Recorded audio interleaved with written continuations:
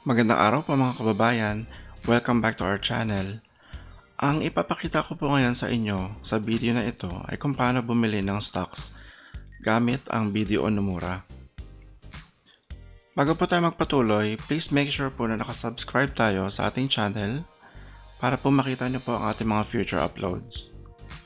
Sa nakaraan po nating video, tinalakay po natin kung paano mag-open ng BDO Nomura account na napakadali lang po. Kailangan lang po natin ng BDO savings or checking account at ng activated online banking. Sa mga hindi pa po nakakapagbukas ng BDO Nomura account, maglalagay po tayo ng link sa description box sa ibaba at maglalagay po tayo dito sa may itaas sa kanang bahagi ng link para po masundan nyo ang ating tutorial. So bago po tayo mag-login sa ating online trading platform, dapat po alam na natin ang ating gustong gawin kung gusto po natin mag-buy ng stocks or mag-sell ng stocks. So ang gusto po natin gawin sa video na ito ngayon ay bumili ng stocks. So kung ako po ang tatanungin ninyo, ang una ko pong ginagawa ay pumunta sa website ng Philippine Stock Exchange. Ang website po nila ay www.pse.com.ph. Pumunta lang po kayo doon. Doon po natin gagawin ang ating research, ang ating paghahanda sa pagbili ng stocks. Counting disclaimer lang po, ang ginagawa po natin ay hindi nyo po kailangan gawin. Pwede po kayong gumawa ng inyong sariling paraan, pero po ang tutorial na ito po ay para sa mga baguhan, para sa mga beginners sa stock trading. So, ipapakita ko lang po sa inyo kung ano po yung ginagawa, pero nasa sa inyo po yun kung paano po kayo magsisimula. So, ang una ko po ginagawa is, yun nga po, pumunta sa may website ng Philippine Stock Exchange at pumupunta ako sa may table na ito. Dito nyo po makikita yung mga sectors ng stock market. At ako po ay pumupunta dito sa may most active tab. Pwede nyo po itong palakihin. I-click nyo lang po yung more info.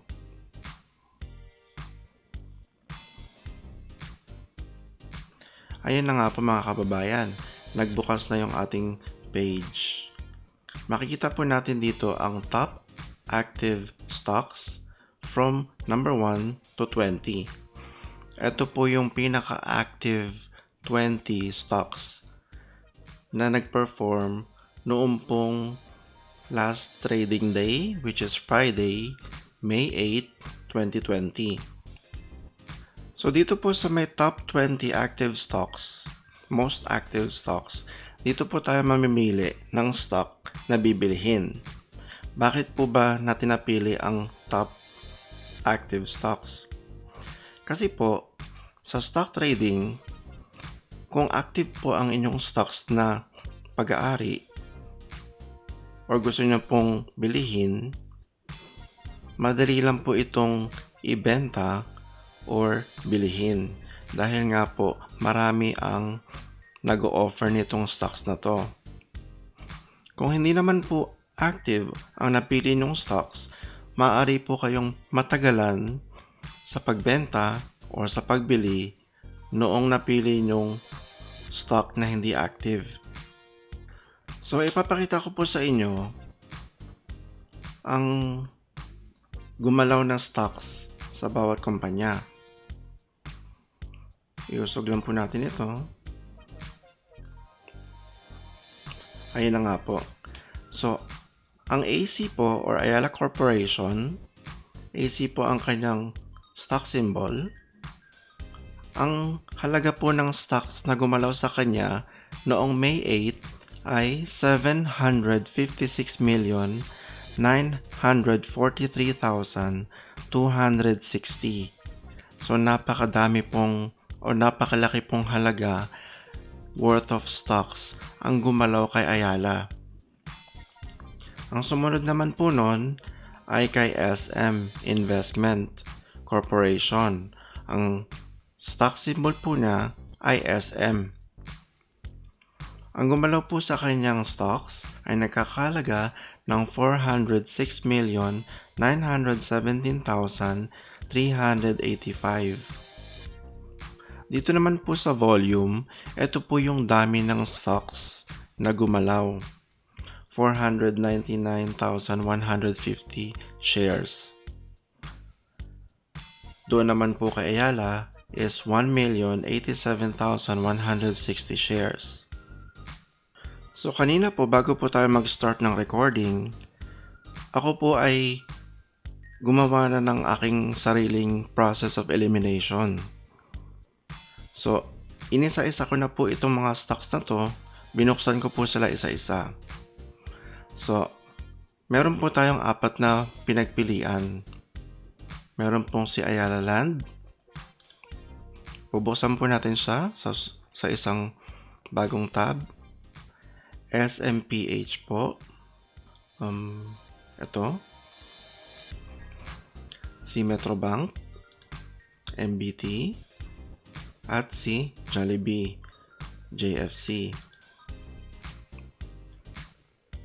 So titingnan na po dito yung price per stock na meron pong mahal, meron din naman pong medyo mura. So mamimili po kayo according sa inyong budget. So yun nga po, pipili po kayo ng stocks na gusto nyo bilhin. Tingnan nyo po ang price, kung pasok pa sa budget. Tapos i-right click nyo lang po at i-open nyo sa bagong tab. So nabuksan na po natin ang ating mga stocks na 4 na napili dito sa itaas. So unahin po natin si Ayala Land. Ang kanya pong stock symbol ay ALI.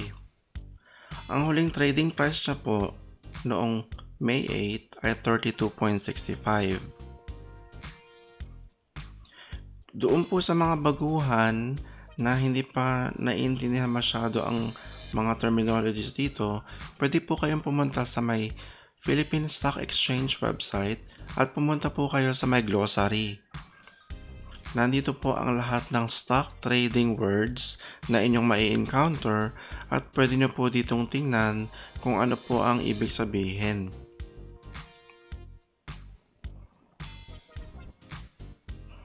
Nandito po ang definition sa kanan. So bumalik po tayo kay Ayala Land. So sa pagpili po ng stocks, importante po na nauunawaan natin ang paggalaw ng stock. So nung last trade price na po noong May 8, ito po ay 32.65. Ito po yung pinakahuling price kung saan na-trade si Ayala Land. Bumaba po ito ng 1.10 dahil po noong May 7, nag-close po siya sa 33.65. So 33.75. So 33.75 i-minus nyo po doon sa May 8 last trade price 32.65, bumaba po siya ng 1.10 sa pagitan ng dalawang araw. Ito po ang kanyang percentage. At ito naman po ang value ng shares na gumalaw kay Ayala Land. Ito naman po ang number of shares. Dito naman po sa may gitnang bahagi, makikita natin na noong May 8, nag-open ang stock ng Ayala Land sa halagang 33.60. Ito po yung nagbukas yung market. Ito po ang unang price niya. Ang pinakamataas naman po niyang naabot noong May 8 ay 33.65. So sa araw po na ito, tumaas lamang ng 5 cents ang share ng Ayala Land. At ang pinakamababa naman po niyang naabot ay 32.65. Ito naman po ang kanyang average price noong araw. Dito mo sa may kanang bahagi, makikita nyo po yung 52-week high. So ito po yung past year. na kanyang pinakamataas. At ito naman po ang kanyang past year na pinakamababa. So, sa pagbili po ng isang stock, importante po na malaman nyo ang kanyang board lot. So, ang kanya pong board lot ay 100. Ibig sabihin po, kung bibili po kayo ng shares of stock ng Ayala Land, kailangan po ay divisible siya ng 100. So, magsisimula po kayo sa 100. Yung susunod po na bibili nyo ay dapat 100 din. So, dapat 200, 300, 400, and so on po. Wala pong butal na below 100 or 150, hindi po pwede. So, dapat po 100, 200, and so on. So, ngayong tapos na po tayo dito sa may taas, mahalaga rin po na malaman natin kung paano nga po ba gumalaw yung stock sa mga nakaraang araw, buwan, taon. So, pupunta po tayo dito sa may chart.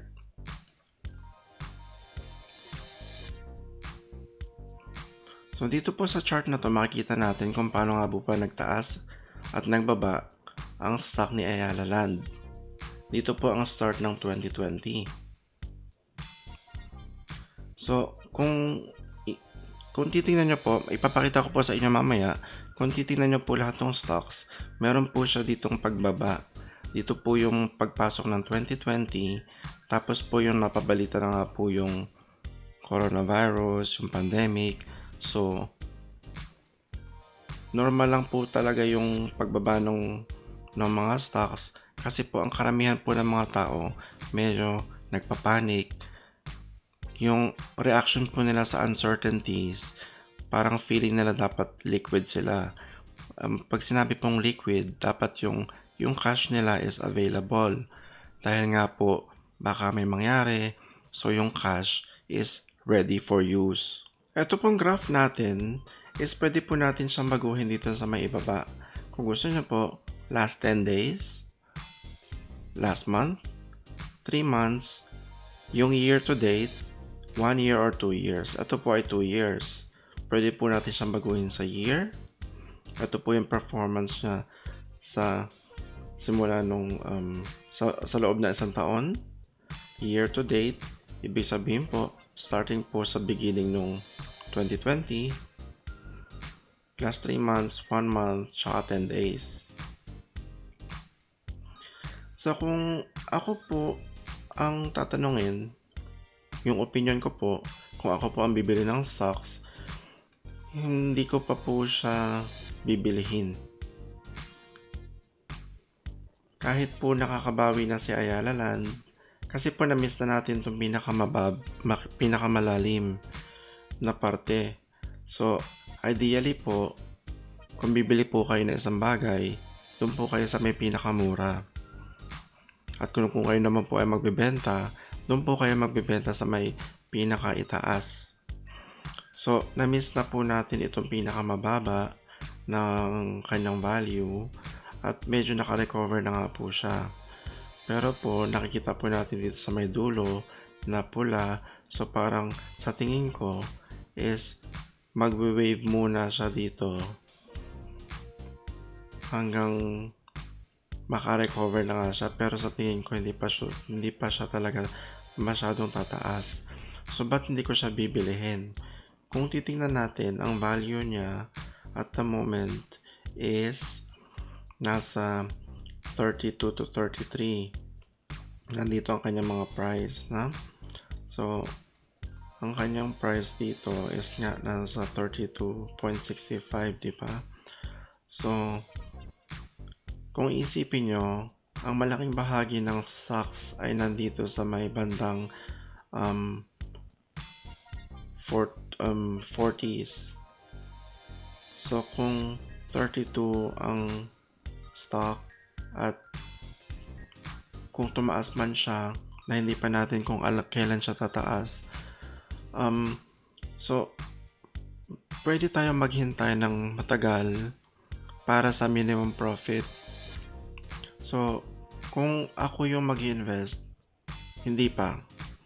I mean, nagkaroon ako dati ng Ayala Land na stocks, Pero kumita rin ako sa kanya kasi naibenta ko siya. Pero kung as of the moment, base dito sa my graph na to, kung ako yung bibili, hindi ko pa siya bibilihin. Kasi nga, una na-miss na natin yung pinakamababa niya, medyo naka-recover na siya, at ang difference dito is hindi naman ganun kalakihan.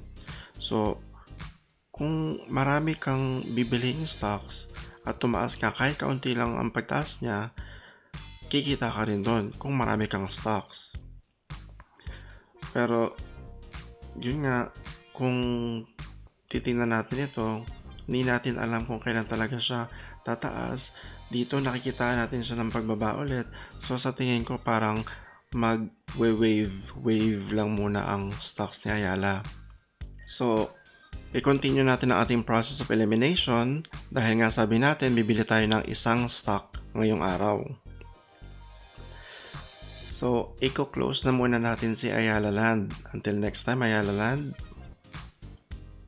So guys, nag-start na nga tayo mag-edit ng ating video at hindi natin namalayan na napakahaba na pala ng ating edit. So dito na lang po muna yung part 1. Sana po subaybayan niyo po yung part 2 dahil napaka-interesting po nito sa mga interesado mag-invest sa stock trading, yung mga beginners po natin. Matututo po kayo dito sa susunod na video dahil bibili po tayo ngayong araw ng stock. So sana po subaybayan niyo po yung part 2. See you po dun sa part 2. Salamat po.